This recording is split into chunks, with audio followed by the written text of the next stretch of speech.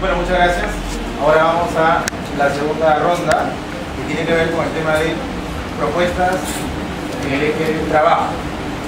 Bien, nosotros ahora vamos a invitar nuevamente a la candidata Noelia de Moncur para que haga la exposición sobre las propuestas en materia de trabajo. Le pedimos su contribución, por favor, guardando la postura necesaria y evitando los ruidos para poder escuchar todos los detalles. Gracias. Bueno, con respecto al tema laboral, bueno, yo he tenido la oportunidad sí de trabajar desde los 16 años para poder culminar mi carrera profesional y ingresar a la universidad. Y yo sí, cuando hubo la ley Pulpín, la ley laboral juvenil, de la cual creo la mayoría, supongo, no se marcharon en contra de esta ley, por primera vez se daba una ley en favor supuestamente a los jóvenes, sin embargo estaban vulnerando nuestros derechos. Yo sí he recibido gratificaciones, yo sí he recibido vacaciones, yo sí he tenido CTS, yo he recibido todos mis derechos, y eso era de alguna manera lo que le cuestionaba. Tuvimos una mesa de debate con dos amigos más, uno que estaba a favor de la ley, uno que estaba en contra de la ley, y básicamente mi posición era la reforma de la ley. ¿No? La ley laboral juvenil debe darse, pero debe darse para cuidar de alguna manera y salvaguardar nuestros derechos como jóvenes. Las empresas privadas te cuestionan y te dicen que necesitan tantos 10 años de experiencia, 4 años de experiencia. Señores, recién salimos de las universidades.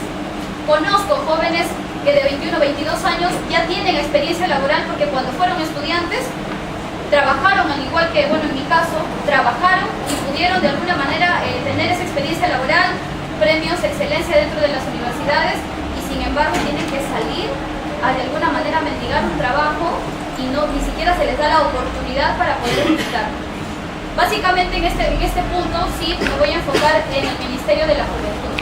Pertenezco al grupo impulsor del COREJU, del Consejo Regional de la Juventud, donde el año pasado estuvimos participando en el quinto Congreso Nacional de Juventudes y debatíamos políticas públicas en materia de juventudes, cerca de 1.200 organizaciones juveniles. Entonces, nosotros ya somos jóvenes, estamos organizados, participamos en diferentes organizaciones juveniles de la sociedad civil, estamos de alguna manera con esa experiencia de conocimiento de la escasez, y hay empresas privadas que nos reclutan a nosotros como jóvenes al trabajo y mañana más tarde terminamos siendo jefes o gerentes pero con sueldos bajos. ¿Por qué? Porque somos jóvenes.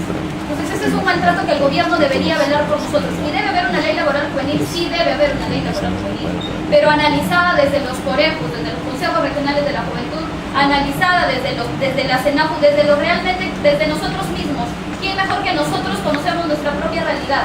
Por lo tanto, nosotros como jóvenes deberíamos de alguna manera poner en mesa de debate las políticas públicas que queremos para poder ejecutar una ley que realmente nos beneficie y no nos perjudique.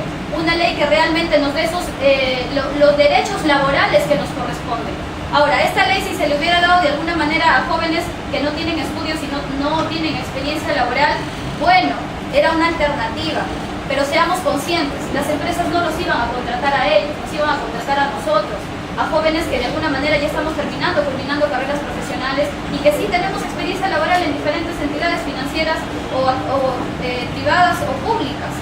Entonces, en ese sentido, mi planteamiento, ¿no?, es en impulsar la creación del Ministerio de la Juventud, donde se nos aperture esa voz que necesitamos nosotros para poder debatir y demostrar nuestras capacidades en el aspecto laboral, ¿no?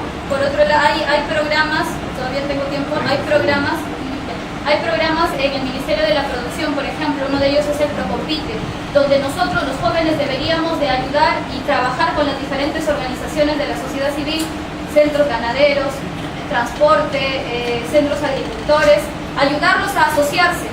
Y estos programas, si nosotros como jóvenes profesionales presentamos un proyecto en el gobierno regional mediante la Gerencia de Desarrollo Productivo, podemos hacer que esta asociación gane desde 50.000 hasta 2 millones de soles haciéndolos empresa.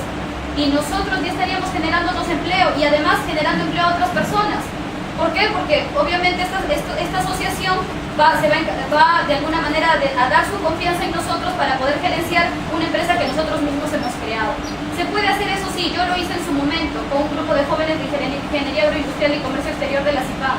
Yo soy de la Pedro, soy egresada de la Pedro Ruiz Gallo, pero me asocié con estos jóvenes para poder trabajar. ¿Nos pagaron un sol para esto? No. Hubo una asociación de centros ganaderos que ganó el proyecto.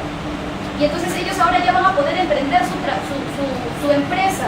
Y una empresa que no muere en el tiempo, porque lamentablemente el Perú, si bien es cierto, es creador de puras MIPES, pero que mueren en el tiempo. Porque lamentablemente el Estado, antes de poder ayudarlos a crecer, nos ahorca con impuestos, nos ahorca a los chiquitos, nos cuestiona más a los jóvenes emprendedores que quieren hacer y ejercer nuevas ideas tecnológicas, académicas, nos ahorca con los impuestos, la SUNAT nos cae, en cambio las empresas de antes no. Y ese es el problema de los poderes económicos y los intereses del Estado. Yo como joven me comprometo con ustedes a fomentar este emprendedurismo mediante el Ministerio de la Juventud. Necesitamos nosotros trabajar por y para los jóvenes. Gracias.